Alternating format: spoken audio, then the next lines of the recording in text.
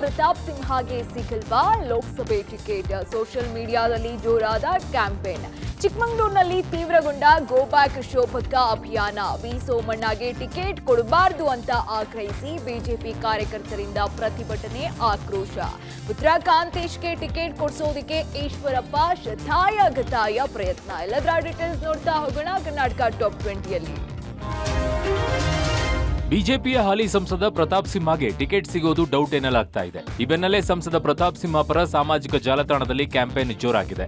Pratap ಸಿಂಹಗೆ ticket ಕೊಡದಿದ್ರೆ ನೋಟಾಗೆ ಮತ ಹಾಕೋದಾಗಿ ಕಾರ್ಯಕರ್ತರು ಎಚ್ಚರಿಕೆ ನೀಡಿದ್ದಾರೆ. ಕೆಲವರು ಪ್ರತಾಪ್ ಸಿಂಹ ಮತ್ತೊಮ್ಮೆ ಅನ್ನೋ ಅಭಿಯಾನ ಮಾಡ್ತಾ ಇದ್ರೆ, ಇನ್ನು ಕೆಲವರು ಸೋಷಿಯಲ್ ಮೀಡಿಯಾದಲ್ಲಿ ಸಹಿ ಸಂಗ್ರಹ ಮಾಡ್ತಾ ಇದ್ದಾರೆ. ಶೋಭಾ ಕರಂದ್ಲಾಜೆ ವಿರುದ್ಧ ಆಕ್ರೋಶ ವ್ಯಕ್ತಪಡಿಸ್ತಾ ಇರುವ ಕಾರ್ಯಕರ್ತರು ಪ್ರತಾಪ್ ಸಿಂಹ ಬೆನ್ನಿಗೆ ನಿಂತಿದ್ದಾರೆ. ಪ್ರತಾಪ್ ಸಿಂಹಗೆ ಟಿಕೆಟ್ ಕೈ ತಪ್ಪಿದ್ರೆ ಬೆಂಗಳೂರಿನಿಂದ ಚಿಕ್ಕಮಗಳೂರಿಗೆ ಬಂದು ಮತ ಹಾಕಲ್ಲ, ಮೋದಿಗಾಗಿ ಮತ ಚಲಾಯಿಸೋ ರಿಸ್ಕ್ ತೆಗೆದುಕೊಳ್ಳೋದಿಲ್ಲ ಅಂತ ಆಕ್ರೋಶವನ್ನ ವ್ಯಕ್ತಪಡಿಸಿದ್ದಾರೆ. ಸಿಟಿ ರವಿ ಸೋಲು, ಪ್ರತಾಪ್ ಸಿಂಹಗೆ ಟಿಕೆಟ್ ಕೈ ತಪ್ಪೋದು ಒಂದೇ ನಾಣ್ಯದ ಎರಡು ಕಥೆಗಳು ಅಂತ ಪೋಸ್ಟ್ ಹಾಕಿದ್ದಾರೆ. ಶೋಭಾ ಕರಂದ್ಲಾಜೆಗೆ ಟಿಕೆಟ್ ಸಿಗೋದಾದ್ರೆ ಪ್ರತಾಪ್ ಸಿಂಹಗೆ ಯಾಕಿಲ್ಲ ಅಂತ ಪ್ರಶ್ನಿಸಿದ್ದಾರೆ. ಇನ್ನು ಪ್ರತಾಪ್ ಸಿಂಹ ಪರ ಶಾಸಕ ಜಿಟಿ ದೇವೇಗೌಡ, ಬಿಜೆಪಿ ಶಾಸಕ ಶ್ರೀವತ್ಸ ಬ್ಯಾಟ್ ಬೀಸಿದ್ದಾರೆ. 100ಕ್ಕೆ 100ರಷ್ಟು ಪ್ರತಾಪ್ ಸಿಂಹಗೆ ಟಿಕೆಟ್ ಸಿಗುತ್ತೆ. ನಾನು ಕಳೆದೆರಡು ಚುನಾವಣೆಯಲ್ಲಿ ಅವರಿಗೆ ಬೆಂಬಲ ನೀಡಿದ್ದೆ, ಈಗಲೂ ಬೆಂಬಲ ನೀಡುತ್ತೇನೆ. 10 ವರ್ಷದಿಂದ ಉತ್ತಮ ಕೆಲಸ ಮಾಡಿದ್ದಾರೆ ಅಂದ್ರು. ಪ್ರತಾಪ್ ಸಿಂಹಗೆ ಟಿಕೆಟ್ ಕೈತಪ್ಪೋ ಯಾವ ಲಕ್ಷಣ ಇಲ್ಲ ಅಂತ ಬಿಜೆಪಿಯ ಶಾಸಕ ಶ್ರೀವತ್ಸ ಹೇಳಿದ್ದಾರೆ. ಈ ಬಗ್ಗೆ ನಾನು ರಾಜ್ಯ ನಾಯಕರ ಜೊತೆಗೆ ಮಾತನಾಡಿದ್ದೇನೆ, ಅವರನ್ನ ಬದಲಾವಣೆ ಮಾಡುವ ಬಗ್ಗೆ ಯಾವುದೇ ಮಾಹಿತಿ ಇಲ್ಲ ಅಂದ್ರು.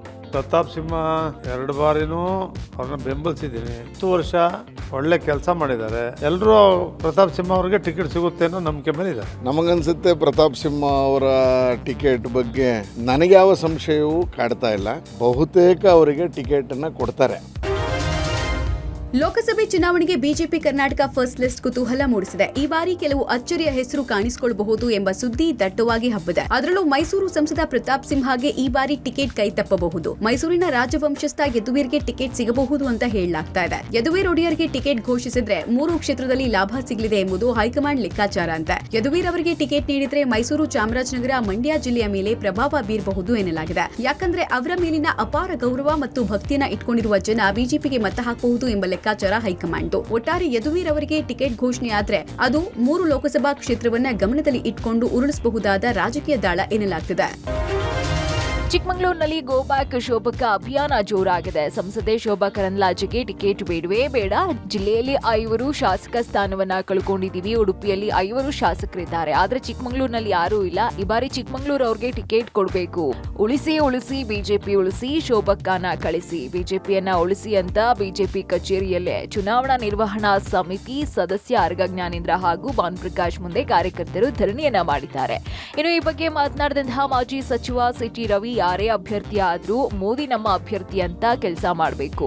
ನಮ್ಮ ವೈಮನಸ್ಸು ದೇಶಕ್ಕೆ ಆಪತ್ತು ತರಬಾರದು. ನಾವೆಲ್ಲರೂ ಒಂದೇ ಧ್ವನಿಯಾಗಿ ಕೆಲಸ ಮಾಡಬೇಕು.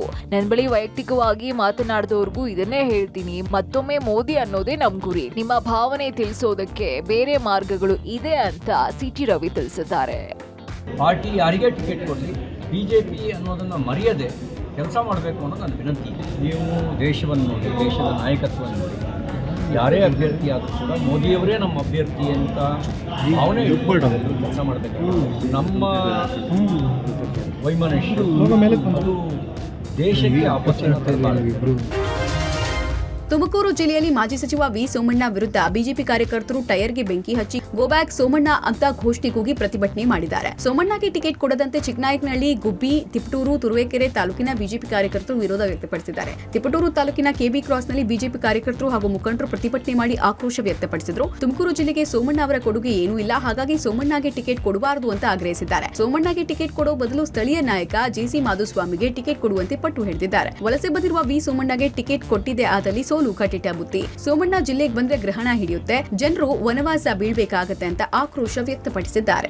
ಒಂದು, ನಮ್ಮ ಜಿಲ್ಲೆಯವರಿಗೆ ಟಿಕೆಟ್ ಕೊಡಿ ಅನ್ನೋದು ಒಂದೇ ಕಾರಣ. ಎರಡನೇದು ಮಾಧುಸ್ವಾಮಿ ಅವರಿಗೆ ಕೊಡಿ ಅಂತ. ದಯವಿಟ್ಟು ನಾವು ಸೋಮಣ್ಣವ್ರಿಗೆ ಈ ಸಂದರ್ಭದಲ್ಲಿ ಹೇಳಕ್ ಇಷ್ಟಪಡೋದೇನು ಅಂದ್ರೆ, ಅವರು ಬೆಂಗಳೂರಿನಲ್ಲಿ ಅವ್ರದೇ ಆದ ಕಾನ್ಸ್ಟಿಟ್ಯೂನ್ಸಿ ಒಂದು ಹುಡುಕೊಳ್ಳಿ, ಅಲ್ಲೇ ನಿಂತ್ಕೊಳ್ಳಿ. ನಮ್ಮ ಜಿಲ್ಲೆಗೆ ಬಂದು ಬೇರೆ ಜಿಲ್ಲೆಯವರು ಇಲ್ಲಿ ರಾಜಕಾರಣ ಮಾಡೋದ್ರಲ್ಲಿ ನಮ್ಮ ಜಿಲ್ಲೆ ಮಾರು ಹೋಗೋದು ತಪ್ಪಾಗುತ್ತೆ. ನಮ್ಮ ಜಿಲ್ಲೆ ಲೀಡರ್ಗಳು ಅಥವಾ ರೈತರುಗಳು, ರೈತಾಪಿ ವರ್ಗ ಏನಾರ ಉಳಿಬೇಕು ಅಂದ್ರೆ ಮಾಧುಸ್ವಾಮಿ ಅಂತವರು ಟಿಕೆಟ್ ಕೊಡಬೇಕು, ಅವ್ರು ಗೆಲ್ಲಬೇಕು. ರಾಜ್ಯ ಬಿಜೆಪಿಯಲ್ಲಿ ಟಿಕೆಟ್ ವಾರ್ ಹಿನ್ನೆಲೆಯಲ್ಲಿ ಅಮಿತ್ ಶಾ ಎಚ್ಚರಿಕೆ ನಡೆ ಇಡ್ತಾ ಇದ್ದಾರೆ. 16ರಿಂದ 18 ಕ್ಷೇತ್ರಗಳ ಅಭ್ಯರ್ಥಿಗಳ ಹೆಸರು ಫೈನಲ್ ಆಗಿದ್ರು 3 ದಿನಗಳಿಂದ ಪಟ್ಟಿಯನ್ನ ಪರಾಮರ್ಶೆ ಮಾಡ್ತಿದ್ದಾರೆ. ಬಿಜೆಪಿಯ ಮಾಜಿ 3 ಸಿಎಂಗಳ ಪೈಕಿ ಒಬ್ಬರಿಗೆ ಲೋಕಸಭೆ ಟಿಕೆಟ್ ಸಿಗುವ ಸಾಧ್ಯತೆ ಇದೆ ಎನ್ನಲಾಗಿದೆ. ಹಾವೇರಿಯಿಂದ ಬೊಮ್ಮಾಯಿ ಕಣಕ್ಕಿಳಿಸೋಕೆ ರಾಜ್ಯ ಬಿಜೆಪಿ ಉತ್ಸುಕವಾಗಿದೆ. ಹಾಗಾಗಿ ಜಗದೀಶ್ ಶೆಟ್ಟರ್, ಸದಾನಂದಗೌಡ ಸ್ಪರ್ಧೆ ತೀರ್ಮಾನ ಹೈಕಮಾಂಡ್ ಅಂಗಳಕ್ಕೆ ತಲುಪಿದೆ. ಹುಬ್ಬಳ್ಳಿಯಲ್ಲಿ ಶೆಟ್ಟರ್ ಮಾತಾಡಿ, ಧಾರವಾಡ, ಬೆಳಗಾವಿ ಕ್ಷೇತ್ರಗಳ ಬಗ್ಗೆ ಚರ್ಚೆ ಆಗಿಲ್ಲ. ವರಿಷ್ಠರು ಸೂಚಿಸುವ ಕ್ಷೇತ್ರದಲ್ಲಿ ಸ್ಪರ್ಧೆಗೆ ನಾನು ಸಿದ್ಧ ಇದ್ದೀನಿ ಎಂದಿದ್ದಾರೆ. ಜೊತೆಗೆ ಚಿತ್ರದುರ್ಗ, ಬೆಳಗಾವಿ, ಬೀದರ್ನಲ್ಲಿ ಸ್ವಾಮೀಜಿಗಳನ್ನ ಅಖಾಡಕ್ಕೆ ಇಳಿಸೋಕೆ ಬಿಜೆಪಿ ಚಿಂತನೆ ನಡೆಸಿತ್ತು. ಯೋಗಿ ಆದಿತ್ಯನಾಥ್ರಿಂದ ಪ್ರೇರೇಪಣೆಗೊಂಡು ಬೀದರ್ನಿಂದ ಡಾಕ್ಟರ್ ಡೋಣಗಾಪುರ ಮಠಾಧೀಶರಾದ ಶಂಭುಲಿಂಗ ಸ್ವಾಮೀಜಿ, ರಾಜಶೇಖರ ಶಿವಾಚಾರ್ಯ, ತಡೋಳ ಮಠದ ಮಠಾಧೀಶರು ಲೋಕಸಭಾ ಟಿಕೆಟ್ ಆಕಾಂಕ್ಷಿಗಳಾಗಿದ್ರು. ಆದ್ರೀಗ ಖಾಲಿ ರಾಜಕೀಯಕ್ಕೆ ಅಮಿತ್ ಶಾ ರೆಡ್ ಸಿಗ್ನಲ್ ಕೊಟ್ಟಿದ್ದಾರೆ ಅಂತ ತಿಳಿದು ಬಂದಿದೆ. ಇದರ ಬೆನ್ನಲ್ಲೇ ಚಿತ್ರದುರ್ಗದಲ್ಲಿ ಮಾತರ ಚೆನ್ನಯ್ಯ ಶ್ರೀಗಳ ಬೆಂಬಲಿಗರು ವಿರೋಧಿಗಳ ಮಧ್ಯೆ ವಾಕ್ಸಮರ ಹೈಡ್ರಾಮಾ ನಡೆದಿದೆ. ಪೊಲೀಸರು 2 ಗುಂಪುಗಳನ್ನು ತಡೆದಿದ್ದಾರೆ.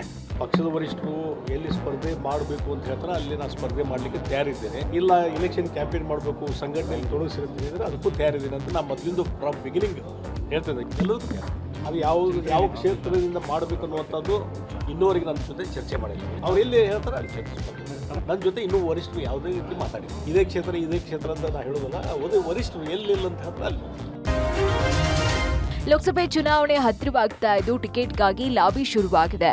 ಹಾವೇರಿ ಲೋಕಸಭಾ ಕ್ಷೇತ್ರದ ಟಿಕೆಟ್ಗಾಗಿ ಬಿಸಿ ಪಾಟೀಲ್, ಬಸವರಾಜ ಬೊಮ್ಮಾಯಿ, ಜಗದೀಶ್ ಶೆಟ್ಟರ್ ಮತ್ತು ಕೆಎಸ್ ಈಶ್ವರಪ್ಪ ಪುತ್ರ ಕಾಂತೇಶ್ ಮಧ್ಯೆ ಪೈಪೋಟಿ ಏರ್ಪಟ್ಟಿದೆ. ಈ ಮಧ್ಯೆ ಮಾಜಿ ಮುಖ್ಯಮಂತ್ರಿ ಬಿಎಸ್ ಯಡಿಯೂರಪ್ಪ ಕಾಂತೇಶ್ಗೆ ಟಿಕೆಟ್ ಕೊಡಿಸುವ ಪ್ರಯತ್ನ ಮಾಡ್ತಿದ್ದೀನಿ ಅಂತ ತಿಳಿಸಿದ್ರು. ಇನ್ನು ಶಿವಮೊಗ್ಗದಲ್ಲಿ ಮಾತನಾಡಿದಂತಹ ಬಿಎಸ್ವೈ, ಕಾಂತೇಶ್ಗೆ ಟಿಕೆಟ್ ಕೊಡಿಸುವ ಬಗ್ಗೆ ದೆಹಲಿಯಲ್ಲಿ ಮತ್ತೊಮ್ಮೆ ಪ್ರಯತ್ನ ಮಾಡ್ತೀನಿ. ಎಲ್ಲ ಅಂತಿಮ ಪ್ರಯತ್ನ ತೆಗೆದುಕೊಳ್ಳೋದು ದೆಹಲಿಯಲ್ಲಿರೋರು. ಆ ದಿಕ್ಕಿನಲ್ಲಿ ದೆಹಲಿಯಲ್ಲಿ ಈಗಲೂ ಕೂಡ ಪ್ರಯತ್ನ ಮುಂದುವರಿತಾ ಇದೆ. ನನ್ನ ಪ್ರಯತ್ನ ನಾನು ಪ್ರಾಮಾಣಿಕವಾಗಿ ಮಾಡ್ತೀನಿ. ಟಿಕೆಟ್ ಯಾರಿಗೆ ಕೊಡಬೇಕು ಅಂತ ಚುನಾವಣಾ ಸಮಿತಿ ತೀರ್ಮಾನ ಮಾಡುತ್ತೆ ಅಂತ ತಿಳಿಸಿದ್ರು. ಇನ್ನು ಈ ಬಗ್ಗೆ ಕೇಂದ್ರ ಸಚಿವ ಪ್ರಹ್ಲಾದ್ ಜೋಶಿ ಮಾತನಾಡಿದ್ದು, ಚುನಾವಣೆ ಇನ್ನೂ ಘೋಷಣೆ ಆಗಿಲ್ಲ. ಎಲ್ಲರೊಂದಿಗೆ ಮಾತುಕತೆ ನಡೆಸಿ ಗೆಲ್ಲುವ ಅಭ್ಯರ್ಥಿಗಳ ಗಮನಿಸಿ ರಾಷ್ಟ್ರೀಯ ನಾಯಕರು ತೀರ್ಮಾನ ಮಾಡ್ತಾರೆ ಅಂತ ತಿಳಿಸಿದ್ರು. ಇನ್ನು ಕಾಂತೇಶ್ಗೆ ಟಿಕೆಟ್ ನೀಡುವಂತೆ ಆಗ್ರಹಿಸಿ ಈಶ್ವರಪ್ಪ ಅಭಿಮಾನಿಗಳು ಕೇಂದ್ರ ಸಚಿವ ಪ್ರಹ್ಲಾದ್ ಜೋಶಿಯನ್ನ ಭೇಟಿ ಮಾಡಿ ಮನವಿಯನ್ನ ಸಲ್ಲಿಸಿದ್ರು. ಕಾಂತೇಶ್ಗೆ ಟಿಕೆಟ್ ನೀಡದೇ ಇದ್ರೆ ಮುಂದಿನ ದಿನಗಳಲ್ಲಿ ಪಾಠ ಕಲಿಸುವ ಎಚ್ಚರಿಕೆ ಕೂಡ ಕೊಟ್ಟಿದ್ದಾರೆ. ಇದಕ್ಕೆ ರಿಯಾಕ್ಟ್ ಮಾಡಿರುವಂತಹ ಪ್ರಹ್ಲಾದ್ ಜೋಶಿ ಸಂಬಂಧಪಟ್ಟವರ ಗಮನಕ್ಕೆ ತರ್ತೀನಿ ಅಂತ ತಿಳಿಸಿದ್ದಾರೆ. ಈಶ್ವರಪ್ಪನ ಮಗನ ಬಗ್ಗೆ ನಾವು ಶಕ್ತಿ ಮೀರಿ ಪ್ರಾಮಾಣಿಕ ಪ್ರಯತ್ನ ಮಾಡ್ತಾ ಇದ್ದೀವಿ. ಅವ್ರು ಬಂದರೆ ನಾನೇ ಅವ್ರ ಜೊತೆ ಕರ್ಕೊಂಡು ಅಮಿತ್ ಶಾ ಜೊತೆ ಮಾತಾಡಿಸ್ತೀನಿ.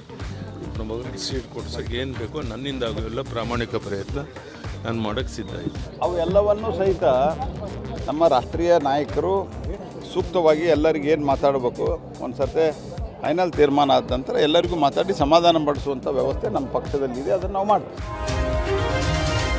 ಮಂಡ್ಯ ಜನ ನಮ್ಮನ್ನ ಕೈ ಬಿಡಲ್ಲ ಅಂದುಕೊಂಡಿದ್ದೇನೆ ಅಂತ ಸಿಎಂ ಸಿದ್ದರಾಮಯ್ಯ ಹೇಳಿದ್ದಾರೆ. ಮಂಡ್ಯದಲ್ಲಿ ಮಾತನಾಡಿದ ಅವರು, ನಾವು 5 ಗ್ಯಾರಂಟಿ ಯೋಜನೆಯನ್ನ ನೀಡಿದ್ದೇವೆ. 170 ಕೋಟಿ ಮಹಿಳೆಯರು ಬಸ್ನಲ್ಲಿ ಉಚಿತವಾಗಿ ಪ್ರಯಾಣ ಮಾಡ್ತಾ ಇದ್ದಾರೆ. ನಾನು ಮೊದಲ ಬಾರಿಗೆ ಸಿಎಂ ಆದಾಗ 7 ಕೆಜಿ ಅಕ್ಕಿ ನೀಡಿದ್ದೆ. ಅದನ್ನ ಬಿಜೆಪಿ 5 ಕೆಜಿಗೆ ಇಳಿಸಿದ್ರು. ಜನರ ಆಶೀರ್ವಾದ ಪಡೆದು ಬಿಜೆಪಿ ಯಾವಾಗ್ಲೂ ಅಧಿಕಾರಕ್ಕೆ ಬಂದಿಲ್ಲ. ಜೆಡಿಎಸ್ ಅವರು ಇನ್ನೊಬ್ಬರ ಹೆಗಲ ಮೇಲೆ ಕೂತು ಅಧಿಕಾರಕ್ಕೆ ಬಂದಿದ್ದಾರೆ. ಸ್ವಂತ ಶಕ್ತಿಯಿಂದ ಯಾವಾಗ್ಲೂ ಅಧಿಕಾರಕ್ಕೆ ಬಂದಿಲ್ಲ ಅಂತ ಮೈತ್ರಿ ವಿರುದ್ಧ ಕಿಡಿಕಾರಿದ್ರು. 2018ರಲ್ಲಿ ಕುಮಾರಸ್ವಾಮಿ ಮನೆಗೆ ಹೋಗಿ ಸಿಎಂ ಮಾಡಿದ್ವಿ. ಆದ್ರೆ ಅವರು ತಾಜ್ ವೆಸ್ಟ್ ಎಂಡ್ ನಲ್ಲಿ ಕುಳಿತುಕೊಂಡು ಅಧಿಕಾರ ಕಳೆದುಕೊಂಡ್ರು. ಬಿಎಸ್ವೈ ಆಪರೇಷನ್ ಮಾಡಿ ಕುಮಾರಸ್ವಾಮಿ ಸರ್ಕಾರ ತೆಗೆದ್ರು. ಈಗ ಅವರ ಪಕ್ಷಕ್ಕೆ ಸೇರ್ಕೊಂಡಿದ್ದಾರೆ ಅಂತ ಆಕ್ರೋಶ ವ್ಯಕ್ತಪಡಿಸಿದ್ರು. ದೇವೇಗೌಡರು ಯಾವುದೇ ಕಾರಣಕ್ಕೂ ನಾನು ಬಿಜೆಪಿ ಜೊತೆಗೆ ಹೋಗಲ್ಲ, ಮುಂದಿನ ಜನ್ಮ ಅಂತ ಇದ್ರೆ ಮುಸ್ಲಿಂ ಆಗಿ ಹುಟ್ಟುತ್ತೀನಿ ಅಂತ ಅಂದಿದ್ರು. ಆದ್ರೀಗ ಬಿಜೆಪಿ ಜೊತೆಯೇ ಸೇರಿಕೊಂಡಿದ್ದಾರೆ ಅಂತ ಟಾಂಗ್ ಕೊಟ್ರು. ರಾಜ್ಯದಲ್ಲಿ ತೀವ್ರ ಬರವಿದ್ದು ನೀರಿನ ಅಭಾವ ಹೆಚ್ಚಾಗಿದೆ. ಈ ಹಿನ್ನೆಲೆಯಲ್ಲಿ ಸರ್ಕಾರದ ವಿರುದ್ಧ ವಿಪಕ್ಷಗಳು ಮುಗಿಬಿದ್ದಿವೆ. ನೀರಿನ ಸಮಸ್ಯೆಯನ್ನ ಸಮರ್ಥವಾಗಿ ನಿಭಾಯಿಸ್ತಾ ಇಲ್ಲ ಅಂತ ಸರ್ಕಾರದ ವಿರುದ್ಧ ಮಂಗಳವಾರ ಬಿಜೆಪಿ ನಾಯಕರು ಪ್ರತಿಭಟನೆ ಮಾಡಲಿದ್ದಾರೆ. ರಾಜ್ಯದಲ್ಲಿ ಕುಡಿಯುವ ನೀರಿಗೆ ಹಾಹಾಕಾರ ಎದುರಾಗಿದೆ. ಬೆಂಗಳೂರಿನಲ್ಲಿ ಕುಡಿಯೋದಕ್ಕೂ ನೀರಿಲ್ಲದೆ ಪರದಾಡುವ ಪರಿಸ್ಥಿತಿ ಬಂದೊದಗಿದೆ. ನೀರಿನ ಸಮಸ್ಯೆಯಿಂದ ಬೇಸತ್ತ ದೊಡ್ಡಬಿದರಕಲ್ಲು ಜನ ಖಾಲಿ ಬಿಂದಿಗೆಗಳಿಗೆ ಪೂಜೆ ಮಾಡಿ, ಖಾಲಿ ಬಕೆಟ್ಗಳಿಗೆ ಹೂ ಇಟ್ಟು ಮಂಗಳಾರತಿ ಮಾಡಿ ಸರ್ಕಾರದ ವಿರುದ್ಧ ಆಕ್ರೋಶವನ್ನ ವ್ಯಕ್ತಪಡಿಸಿದ್ದಾರೆ. ಇನ್ನು ನೀರಿನ ಸಮಸ್ಯೆ ಇರೋ ಪ್ರದೇಶಗಳಿಗೆ ಜಲಮಂಡಳಿ ಅಧ್ಯಕ್ಷ ರಾಮ್ ಪ್ರಸಾದ್ ಭೇಟಿಯನ್ನ ನೀಡಿ ಪರಿಶೀಲನೆ ನಡೆಸಿದ್ದಾರೆ. ನೀರಿನ ಅಭಾವದ ನಡುವೆ ಎಸ್ಟಿಪಿ ವಾಟರ್ ಬಳಕೆ ಹೇಗಾಗ್ತಾ ಇದೆ ಅಂತ ಅಧಿಕಾರಿಗಳಿಂದ ಮಾಹಿತಿ ಪಡೆದಿದ್ದಾರೆ. ಇನ್ನು ಅಂತರ್ಜಲ ಮಟ್ಟ ಕುಸಿತ ಹಿನ್ನೆಲೆಯಲ್ಲಿ ಅಕ್ರಮವಾಗಿ ಕೊಳವೆ ಬಾವಿ ಕೊರೆಯುವವರ ವಿರುದ್ಧ ಕ್ರಮಕ್ಕೆ ಜಲಮಂಡಳಿ ಮುಂದಾಗಿದೆ. ಕೊಳವೆ ಬಾವಿ ಕೊರೆಯುತ್ತಿರೋದ್ರಿಂದ ಅಂತರ್ಜಲ ಮಟ್ಟ ಕುಸಿಯುತ್ತಿದೆ ಅಂತ ಜಲತಜ್ಞರು ಎಚ್ಚರಿಕೆಯನ್ನ ನೀಡಿದ್ದಾರೆ. ತಮಿಳುನಾಡಿಗೆ ಕಾವೇರಿ ನೀರು ಬಿಡುಗಡೆ ಆರೋಪದ ಬಗ್ಗೆ ಡಿಸಿಎಂ ಡಿಕೆ ಶಿವಕುಮಾರ್ ಪ್ರತಿಕ್ರಿಯೆ ನೀಡಿದ್ದಾರೆ. ಬಿಜೆಪಿಯವರಿಗೆ ಮಾನ ಮರ್ಯಾದೆ ಇಲ್ಲ, ಬುದ್ಧಿ ಭ್ರಮಣೆ ಆಗಿದೆ. ನಮಗೆ ಕುಡಿಯೋದಕ್ಕೆ ನೀರಿಲ್ಲ, ತಮಿಳುನಾಡಿಗೆ ಯಾಕೆ ಬಿಡೋಣ? ಶಿವ ಡ್ಯಾಂನಲ್ಲಿ ನೀರೆತ್ತಲು ನೀರು ಹರಿಸಲಾಗ್ತಾ ಇದೆ, ನಮ್ಮ ರೈತರಿಗೆ ನೀರು ಕೊಡೋದಕ್ಕೆ ಆಗ್ತಾ ಇಲ್ಲ. ಇನ್ನು ತಮಿಳುನಾಡಿಗೆ ಎಲ್ಲಿಂದ ನೀರು ಕೊಡೋದು? ಬಿಜೆಪಿಯವರು ಮೊದಲು ಮೇಕೆದಾಟು ಯೋಜನೆಗೆ ಅನುಮತಿ ಕೊಡಿಸ್ಲಿ. ಈ ಬಗ್ಗೆ ಮೋದಿ ಬಳಿ ದೇವೇಗೌಡರು, ಬಿಜೆಪಿ ಸಂಸದರು ಎಲ್ಲರೂ ಹೋಗಿ ಮಾತನಾಡಲಿ. ಅದನ್ನ ಬಿಟ್ಟು ತಾನು ಮಾಡಿದ ತಪ್ಪು ಮುಚ್ಚಿಕೊಳ್ಳಲು ಬಿಜೆಪಿ ಈ ರೀತಿ ಮಾಡ್ತಾ ಇದ್ದಾರೆ. ನಮ್ಮನ್ನ ದಡ್ರು ಅಂದ್ಕೊಂಡಿದ್ದೀರಾ? ಮೊದಲು ಕುಡಿಯುವ ನೀರಿಗೆ ಆದ್ಯತೆ, ಯಾವುದೇ ಕಾರಣಕ್ಕೂ ತಮಿಳುನಾಡಿಗೆ ನೀರು ಬಿಡಲ್ಲ ಅಂದ್ರು.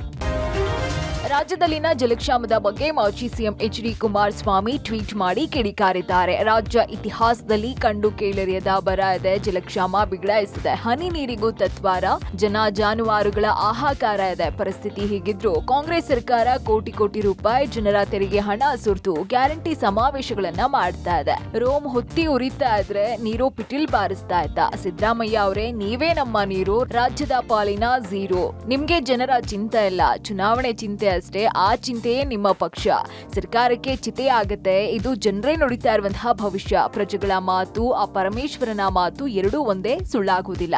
ಬರಪೀಡಿತ ರೈತರಿಗೆ ಕೊಡೋದಕ್ಕೆ ಈ ನಿಮ್ಮ ಸರ್ಕಾರಕ್ಕೆ 2,000 ರೂಪಾಯಿ ಗತಿ ಇಲ್ಲ. ಆದ್ರೆ ಗ್ಯಾರಂಟಿ ಸಮಾವೇಶಗಳಿಗೆ ಬೇಕಾದಷ್ಟು ಹಣ ಇದೆ. ತುರ್ತು ಉದ್ದೇಶಕ್ಕೆ ಇರಿಸಿರುವಂತಹ ಜಿಲ್ಲಾಧಿಕಾರಿ, ತಹಶೀಲ್ದಾರ್ಗಳ ಪಿಡಿ ಖಾತೆಗೆ ನಿಮ್ಮ ಸರ್ಕಾರ ಕನ್ನ ಹಾಕಿದೆ. ಜನರ ಆಹಾಕಾರವೇ ನಿಮ್ಗೆ ಭರ್ಜರಿ ಆಹಾರ, ಹೌದಲ್ವಾ? ಈ ಗ್ಯಾರಂಟಿ ಸಮಾವೇಶಗಳಿಗೆ, ಜಾಹೀರಾತು ಜಾತ್ರೆಗಳಿಗೆ ವರ್ಷದಿಂದ ಎಷ್ಟು ಸಾವಿರ ಕೋಟಿ ಸುರಿದಿದ್ದೀರಿ ಸಿದ್ದರಾಮಯ್ಯ ಅವರೇ? ಜನರ ಮುಂದೆ ಲೆಕ್ಕ ಇಡಿ. ಬೇಕಾದ್ರೆ ಗ್ಯಾರಂಟಿ ಪ್ರಚಾರ, ಸಮಾವೇಶ ಖರ್ಚು ಬಾಬತ್ತಿನ ಶ್ವೇತ ಪತ್ರ ಹೊರಡಿಸಿ. ನಿಮ್ಮ ಸರ್ಕಾರದ ಅಸಲಿ ಬಣ್ಣ ಏನು ಅಂತ ಜನರಿಗೆ ಗೊತ್ತಾಗುತ್ತೆ ಅಂತ ಕುಮಾರಸ್ವಾಮಿ ಟ್ವೀಟ್ ಮಾಡಿದ್ದಾರೆ. ರಾಮೇಶ್ವರಂ ಕೆಫೆಯಲ್ಲಿ ಬಾಂಬ್ ಬ್ಲಾಸ್ಟ್ ಪ್ರಕರಣ ಸಂಬಂಧ ಶಂಕಿತ ಬಸ್ನಲ್ಲಿ ನಿಂತಿರುವಂತಹ ಮತ್ತೊಂದು ಸಿಂಗಲ್ ಫೋಟೋವನ್ನ ಕಲಬುರಗಿ ಪೊಲೀಸರಿಗೆ ಎನ್ಐಎ ತಂಡ ಕೊಟ್ಟಿದೆ. ಶಂಕಿತ ಬಸ್ನಲ್ಲಿ ನಿಂತಿರುವಂತಹ ಕ್ಲಿಯರ್ ಫೋಟೋವನ್ನ ನೀಡಿದ್ದು ಬೈಕ್, ಆಟೋದಲ್ಲಿ ಸಂಚಾರ ಮಾಡುವವರ ಮೇಲೆ ನಿಗಾ ಇಡುವಂತೆ ಸೂಚನೆಯನ್ನ ನೀಡಲಾಗಿದೆ. ಇನ್ನು ಶಂಕಿತ ಹುಡುಕಾಟ ಮಾಡ್ತಾ ಇರುವಂತಹ ಎನ್ಐಎ ಅಧಿಕಾರಿಗಳು ಕಲಬುರಗಿಯಲ್ಲಿಯೇ ಬೀಡ್ಬಿಟ್ಟಿದ್ದಾರೆ. ಬಾಂಬ್ ಬ್ಲಾಸ್ಟ್ ಬಳಿಕ ಬಾಂಬರ್ ಕಲಬುರಗಿಗೆ ಬಂದಿದ್ದಾನೆ. ಕಲಬುರಗಿಗೆ ಬಂದ ಬಗ್ಗೆ ಪಕ್ಕಾ ಮಾಹಿತಿ ಮೇರೆಗೆ ರೋಜಾ ಪ್ರದೇಶದಲ್ಲಿ ಎನ್ಐಎ ತಂಡ ತಲಾಶು ನಡೆಸಿದೆ. ನಿನ್ನೆಯಿಂದಾನು ಕಲಬುರಗಿಯಲ್ಲಿ ಬಾಂಬರ್ ಬಗ್ಗೆ ಎನ್ಐಎ ಮಾಹಿತಿಯನ್ನ ಕಲೆ ಹಾಕ್ತಾ ಇದೆ. ರಾಮಮಂದಿರ ಸರ್ಕಲ್ ನಲ್ಲಿ ಇಳಿದಂತಹ ಬಾಂಬರ್ ಎಲ್ಲಿ ಹೋಗಿದ್ದಾನೆ ಅನ್ನೋ ಮಾಹಿತಿಯನ್ನ ಕಲೆ ಹಾಕ್ತಾ ಇದೆ. ಇನ್ನು ಪಿಎಫ್ಐ, ಎಸ್ಡಿಪಿಐ ಜೊತೆ ಸಂಪರ್ಕ ಹೊಂದಿರುವಂತಹ ಶಂಕೆ ಇರೋದ್ರಿಂದ ತನಿಖೆ ಮಾಡಲಾಗ್ತಾ ಇದೆ. ಈ ಹಿಂದೆ ಎನ್ಐಎ ಅಧಿಕಾರಿಗಳು ಪಿಎಫ್ಐ, ಎಸ್ಡಿಪಿಐ ಕಾರ್ಯಕರ್ತರನ್ನ ಇಲ್ಲೇ ಬಂಧಿಸಿದ್ರು. ಇದೇ ಹಿನ್ನೆಲೆಯಲ್ಲಿ ಪಿಎಫ್ಐ, ಎಸ್ಡಿಪಿಐ ಸದಸ್ಯನ ಮೇಲೆ ನಿಗಾ ಇಟ್ಟಿದ್ದಾರೆ. ಇಂದು ಕೂಡ ಕಲಬುರಗಿಯಿಂದಾನೇ ಶಂಕಿತನಿಗಾಗಿ ಹುಡುಕಾಟವನ್ನ ಮಾಡ್ತಿದ್ದಾರೆ.